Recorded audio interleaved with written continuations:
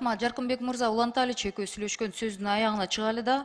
Чет өлкөдө окуп билим алган адистер, бакалавр медицины, магистр, доктор, резидентуру, которые закончили. Алардын дипломдорун биздин Кыргызстан тааныбайт экен, бирок Орус Федерациясын, СНГнын дипломдорун тааныйт экенсиздер. Эмнеге? Бул суроо эмнеге берилип атат? Анткени деген ошол жаш адис, мыкты Оксфорд, Кембридж, Европалык университеттерде, Германиялык университеттерде аяктап келсе, лицензия деген жоопкерчилик сиздин магистратураңар, резидентураңар таанылбайт экен. Сиз деген Орус Федерациясынын университеттерин бүтүш керексиңер дегенге чейин барат экен силердин лицензионный отделдериңерде. Бул биринчи. Экинчи, мен улантайын да. Лицензия алыш үчүн докторлор клиника ачыш керек экен, же кабинет ачыш керек экен. Дүйнө жүзүндө 21-кылымда лицензия доктордун атына берилет. Кыргызстанда лицензия колунда бар, кабинетиң болсо, клиникаң болсо, ошол клиника мен кабинеттерге берилет экен. Бул кандай реформанын тескери кеткендиги. Аягында эгер СНГнын Россия Федерациясынын дипломдорун тааныйбыз, ооба, бул туура экен, мыкты экен. Ошондой болсо эмнеге биздин жетекчилерибиз операциялардын Германияда жасашат анда. Анда Москвадан барып жасабайбы? Сиз логиканы улантып кетсеңиздер, сиздин айткан сөзүңүзгө мен таянып атам да. Анда деген биздин кызматкерлер, мамлекеттик кызматта иштеген бүт кызматкерлерди чет өлкөдөн дарыланууга тыюу салыныш керек. Бардыгы Кыргызстанда дарылансын.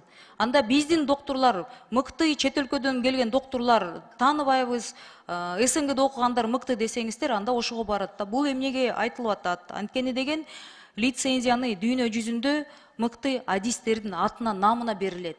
Кыргызстанда ты должен кабинет иметь или клинику открыть. Кредитов для медиков нет, зарплаты у них не самые высокие, и плюс ко всему у них нету жилья. Как вы их стимулируете? Бул жана өкмөттө Элвира Жыргалбековна, Европадагы, Америкадан алыскы чет мамлекеттерден келген биздин бүтүрүүчүлөрдүн жанагы дипломдору бул мыйзам алкагында тескелет. Азыр сиз менен көп полемикага түшкүм келбейт.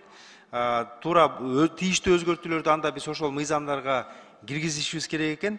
Экинчи маселе боюнча, лицензия боюнча. Бул эми адиске берилген жана лицензиядан тышкары, ал ошо адис иштей турган кабинет болобу, клиника болобу, ага дагы талаптар бар да. Гигиеналык талаптар, санитардык жана башка ошо коопсуздукка байланыштуу талаптар бар.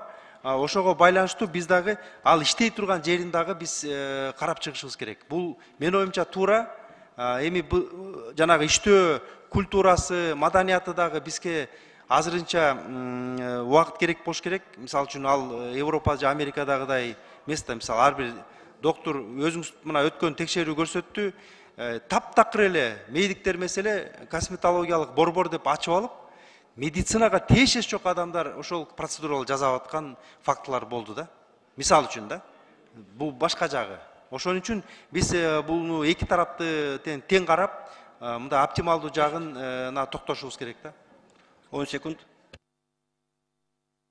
Микрофон. Рахмат, сиз айткан логикаңыз менен аны макул уланталы да. Эмнеге анда ошол Ош базарындагы эмнеле жанагы аборт кыла турган жерлерге уруксаттарды ким берди? Алар кантип ачып алышты? 99% лицензияны мурда берген да сиздин отделиңер. Ошо сиз бергенден кийин текшергендердин канчасы ката чыгып атат? Сиз азыр биякта микрофондон башкача сүйлөп атасыз. Практикада сиз да мен да билем да. Лицензиясы берилип туруп, нарушение болгондорду именно ошо берген лицензияны ким берген ошолор жазалабайсыңарбы? Элвира Сурабалдиевна, Элвира Жыргалбековна, именно ошол лицензиясы жок иштеп атышпайбы ошолор? Анан ошолор эми такталган фактылардын баары прокуратурага берилген.